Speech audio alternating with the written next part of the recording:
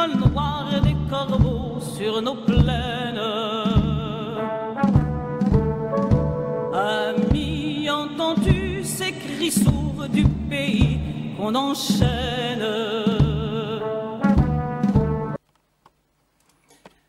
Tango yako papa bandeko ndenge tolobaki yenga eleki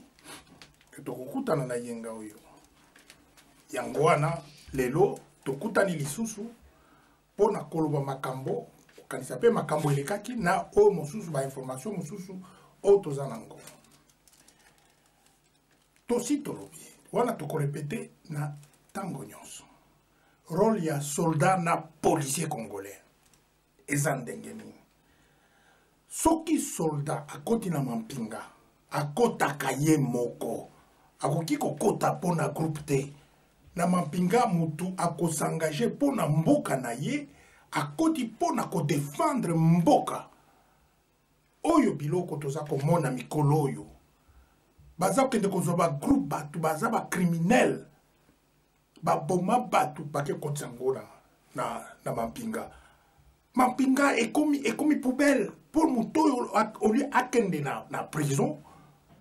Ba juge akende na prison. Mutu baza kochaye na kati ya mampinga. Ba poubelle nyos war ba criminel o ba kende ke soki bato ba criminel o ya M23 ba donc ba sali makambo po ba kota na mampinga na biso na ba crime na bango wana. Yango wana lelo soda asengele ayeba ndenge nini akotaka na mampinga soki olingi okota na mampinga tango oza kota na mampinga yo moko nde okota na mampinga yo nde kosigner contrat na yo na ministère ya défense bakoaffecte yo bakoforme yo ensuite batindi yo baaffecte yo na état major général mpo na affectation na yo moko groupe te oyo toza komona bagroupe kuna oyo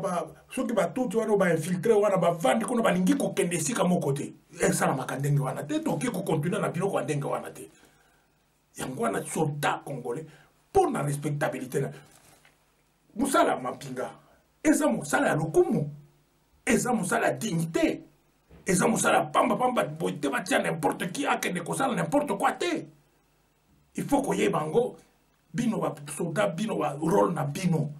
oyo batu nyonso bakorespecte bino yango wana toza koloba toza korepete yango boza basoldat ya mboka boza soldat ya bapoliticien wana te boyeba soki tolobi l'état eza gouvernement te l'état eza peuple congolais baformé donc l'état na gouvernement ekeseni gouvernement bandi nyonso bakoki kozwa bazwi pouvoir na makasi bavandi na bango yango wana biso ba résistant patriote combattant toza koloba ke biso na bino il faut tokende ensemble pour la kosilisa ba situation wana ba situation esengeli ezala clair yango wana toza koloba na bino bo diriger jamais munduki na bino contre population contre ba population civile baza banguna na bino te bino pe bouti kuna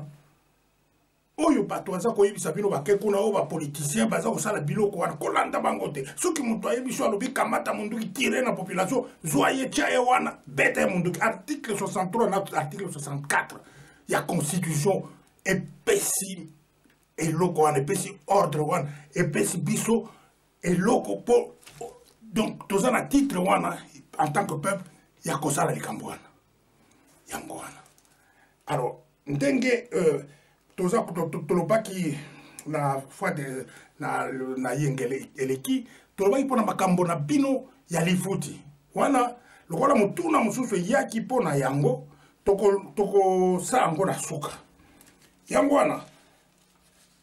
toyebaki mpona problème wana topesi bino topesi information mosusu oyo a partir ya makambo oyo ya lifuti baresultat ebandi koya basi ya basoda balongolaki bilamba bake koreklame lifuti na bango ya mibali na bango ndenge baza kofuta bango mabe ndenge baza koconsidere bango lokola banyama yango wana batambolaki na Équateur kuna batamboli basi batelemi lokola journée oyo ya bamama eza koya na le 8 mai bosana te le 8 mai ekoma lokola journée ya résistance bamama mboka na biso il faut ezala libérer to libérer ba institution na biso nyonso il faut boye bango bozala na ngona na maye bozala na résistance eza état d'esprit po bana na bino eloko eza koleka lelo nde eza kodépendre ya ndenge bana na bino bakozala oyo tokosala na Congo lelo na oyo bana baza kosubir yango na Congo ekozala ekontinue kaka ndenge soki tosali eloko moko te yango mpe ekosala eloko moko te bato mosusu nde bakwanda kodirige biso or tolingi bato mosusu badirige biso te biso moko tomidirige yango wana tolobaki bamama bozala mosala moko monene ya kozala bozala vraiment mosala bino nde bamama bino nde bopesaka bana kosolo na bana kosala boye bopesa bango boyebisa mibali na bino o bamama mibali ya mampinga boloba na bango ka na bango eza wapi ka oyo baza kosala baza kosouffrir ka oyo baza kosala ke soda aza kokelela yo mama oza na bana même mpona kokende classe eza pasi soda esengeli bazwa état akozwa ye en charge totalement à 100% na makambo nyonso tu yango wana soda il faut atelema soda il faut même nalobi kaka soda te mena policier aza l'état baza bato ya l'état baza bato ya motu te ordre bakorecevoir ya bato wana te bamiyibi wana te bango nde bayibaka bambongo na basoda alors yango wana tokosolola nsima parce que bamakambo mosusu oyo toleki na makambo oyo ya tolobaki makambo ya le 8 mai mpona bamama donc tolobi yango toleki kasi nani tozwi plainte moko boye ya ndeko moko akendeki ake na mboka abimi libanda ake na mboka akomi kuna bapolisier oyo ya DGM bakangi ye babeti ye donc bapolisier wana baza wana mpona kobeta ntango moza ezalaki DGM biloko ya ndenge wana ezalaki te moto nyonso akota kuna amonaki changement na baéroport changement mpenza changement respect ezalaki envers le citoyen mais lelo respect eza te donc moto oyo ntango batie wana il faut intimitaka bato osala boye oza policier mpona kointimide bato non il faut kochanger il faut korespecte moto oyo aza koya tu ne peux pas savoir qui il est akoki kozala même mopaya koti akomi na image mabe ya mboka parce que yo bino ndenge bosalaka mpo ozwa mwa quelque chose hein? Donc okomi kuna mpona kozwa quelque chose soki salaire na yo eza moke l'état nde il faut afuta yo apesa yo biloko nyonso kozanga eloko moko te me kokende kobanda kosala bato mabe me wana eza moyibi wana eza moyibi tocomprendre que vie eza pasi baza kotia bino na pasi tala kaka bacuivre wana emati bambongo ezali bakoki kolobaka mbongo eza te me bambongo wana eza okende wapi ezokende na poche na bango wana eza bamakambo tokosola nsima parce que eza bamakambo ekoya petit à petit pour comprendre yango wana toza kosala parce que soki bocomprendre c'est pour mieux vous défendre injustice wana ezala te bino mampinga bino police bino boza bato ya l'état il faut bafuta bino bien parce que soki lelo bitumba ezali bino nde bokopesa vie na bino boke liboso mpona kodefendre bana mpona kodefendre mboka mpona kodefendre centimètre ya mboka na biso eza malamu te eza sous occupation bainfiltre wana bazwi nani baposte nyonso baza kosala bango bafutaka bango bien ne vous en faites pas bango bazwaka bambongo bien bino boza kokelela yango wana tolobi bo rejoindre résistance likambo mosusu centre opérationnel ya fonds civil ya résistance populaire oyo ya Kinshasa epesi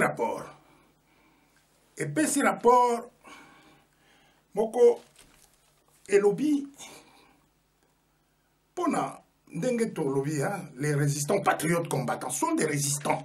baboyi makambo wana bareza koreconnaître pouvoir wana te bango nous tous na ngai mpe toza koreconnaître pouvoir wana te toyebi ke vacances ya pouvoir ezali oyo azwi bokonzi na makasi soki Joseph Kabila azwi yango na makasi et puis en plus de ça asali akomete ba haute trahison lokola akomete ba haute trahison esengeli te akontinue kodiriger mboka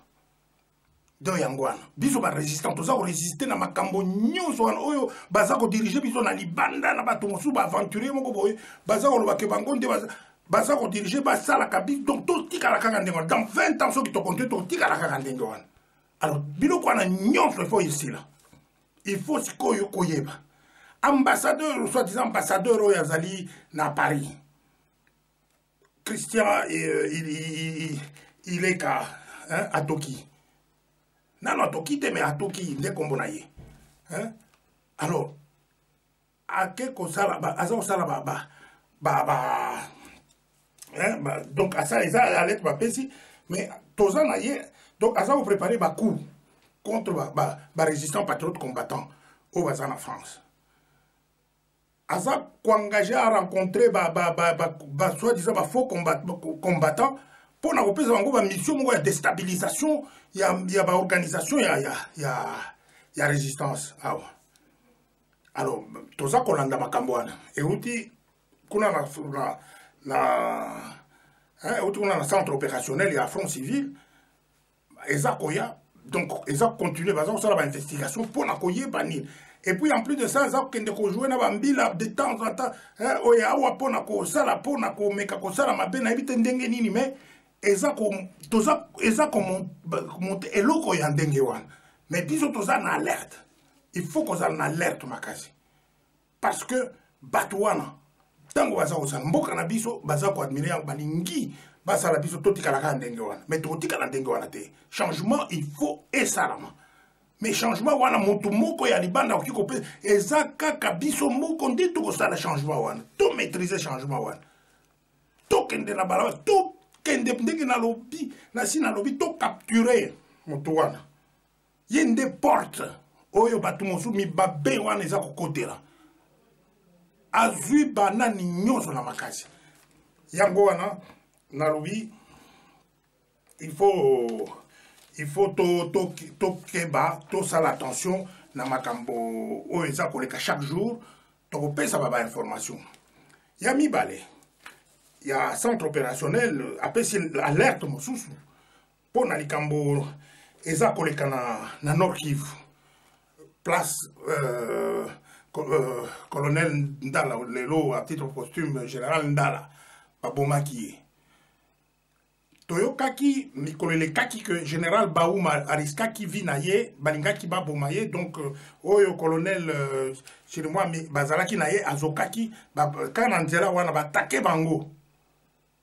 mais moto azalaki na état major oyo abengisaki bango na Beni azalaki Didier Etumba chef d'état major siko bata kokende kuna babeti bango masasi. Donc, il y avait cette intention de tuer, d'éliminer, alors, Lelo, Bengisi,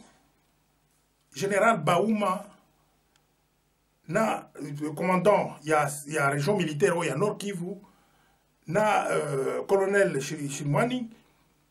na major Moussoudou Boyen, Bobakombo Toko Solango, Bakende d'urgence. Na Kinshasa bakende kosala nini na Kinshasa bakoki kokende mais na pas circonstance oyo baza kobengela bango yango wana to alerter ba résistant patriote combattant nyonso oyo baza na katena bino bato ya mampinga bo surveiller sinon baza kosilisa bato na biso nyonso oyo ba patriote baza na plan kosilisa bango po muto ya ko défendre mboka azala te makambo nyonso etikala ndengwa yango wana toza kotala likambo wana toza kobenga même toza kobenga même MONUSCO atala likambo wana yenda memaka bato kuna na bavion na bango baza komema bato kuna mais tolingi koyoka te que Baouma azwi problème bien chez moi il a eu problème ou bien nini il faut bapesa bango musala wana qui commande là-bas et ça va tout extrémistes rwandais wana o baza na mampinga kuna bazwi ba poste stratégique c'est eux qui commandent bango nde baza ko diriger nani aza kopesa bango ba ordre baordre eza kutala Kigali même lelo c'est leur été utaka kuna James Kabarebe ministre de défense oya bango kuna na Rwanda nde apesaka ba ordre wana za kosala ba kotourne kuna na batu moko kola tambululu baza kokendeka ndenge wana balobi ordre nini ya ordre koki koboya yango soki eza mabe lokola baza eza oti na libanda na ba traître mususu il faut koboya yango toki ko landa kaka ba biloko ya ba trahison. Et puis na informé que Moutou a remplacé Baouma eza général Delphin Kaimbi azaki na commandant des opérations na Sud Kivu. Donc on a des informations ya sikoyo sengeli ba soda balandaka ba yebaka que ba makambo tango ba sa déplacer ba il faut ko tala nani ba remplacer nani asali ko se pose ka question parce que ba manœuvre pe za ko le kawana. Bon. Mutu nyonso sa ko occuper ici il faut ko yeba pona nini ye ba che wana parce que ba traître bazali pe. Bon. Alors pona suka token de la mama likambo o likambo ya lifuti ya basoda na vie sociale na bango parce que likambo wana eza kozonga major oyo akomaki mpona lifuti parce que monaki makambo ndenge tolobaki yango nsima aye koloba lisusu mpona na makambo ya lifuti wana. C'est vrai que selon grade moto akofutama na tel grade. Bon, Yangwana biso, c'est un patriote combattant, tolobi boye, parce que de toute façon, na ndenga moko na yebeli, tango na koti na mampinga, babanda koloba kala, balobi soda se kaka mokolo ya les 30. Les 30 des soldats à ce qui moi. Mais moi mobimba wana se kaka te, azaka kangelongi, asiliki, sikoyo, balobi le 30 date ezalaki oyo ya kofutama mais sikoyo soda aza na elongi ya kokangama mwa mobimba jour ya koseka eza te même soki ake bitumba mwasi na ye bakofuta ye te soki ake bitumba ye moko bakofuta ye te bato oyo baza kotetourne bambongo na bango bayebani bazali au lieu bafuta motu non seulement bofutaka ye bien te mais boza kofuta te. Donc, soda moyen a seka ezate. Ba mama oyo basi ya ba soda ke bitumba. Mama zo aka information moko te ya mobali na ye. Ba futa kayete, akende kuna kokelela ba futa kayete. Ba vandi kaka boybana baza souffrir et loko jour moko amoni kaka ba ekolo lobi soko za na camp militaire longwa na camp. Il faut libérer ndako. Compensation mon côté. Mobali akokufa ba cacher ye que mobali na ye asi akufi. Tala ba biloko ndenge wana. Soda akoki kokele la te. Policier akoki kokele la te. Esengeli l'État na lobby gouvernement, le gouvernement va s'abanibi. Na lobby l'État akopesa ye biloko nyonso. Akopesa ye ndako ya kolala. Soki aza officier, il faut akoki kende kofutela na cité te. Aza na ndako ya ba officier ba réservé pour na ba officier pour azala. Soda, soki aza na camp, aza na nani. Il faut azala na biloko na ya Korea. Oyo ba benga kabaskala ba za benga poso. Biloko nyonso aza nango madesu mafuta biloko aza akoki kokende kosomba te biloko na bila o lelo toza komona basoda mosusu baza kokende kosomba sapato esi toboka ye moko ake kosala manevre po asomba basapato na ye arme nini wana soda esengeli bazwa ye à 100% je dis ezala basoins médicaux ezala bakisi akoki kosomba tisi te l'État il faut apesa ye bakisi azala na biloko nyonso to parce que tango akosigné contrat akosigné kaka badevoir na ye te akosigné kaka korecevoir baordre te akosigné mpe mpona badroit na ye badroit sociaux na ye mpona famille na ye il faut considérer ce sont des êtres humains. Bazaba être humain, beaucoup qui traiter bango taba. Non, bazaba être humain. Donc esengeli to respecter bango, esengeli to sala banani, esengeli soldat atelema lelo to bengisi parce que moya ko changer na bato wana ba mibi wana o ya gouvernement soki ba biloko wana o ba vandi ba kengo ba vandi na ba sena mandat ici ici là toza na désordre moko balingi basala soki seni à élection pour ça la seni élection kaka présidentielle mais ba élection ya banani nano bosalité désordre yango wana to komi na ici ko za tota kosenga bino ba mampinga ba soda ya mampinga bino ba policier boza batu ya l'état boza batu ya Joseph Kabila te boza batu ya l'état esengeli lelo biso par l'article biso ba résistant patriote combattant la résistance par l'article 63 64 toza légitime makambo toza kosala yango toza kosala yango en dehors ya loi te toza légitime yango pour rejoindre résistance pour rejoindre résistance de ekosauver ingeta tango ya kopapa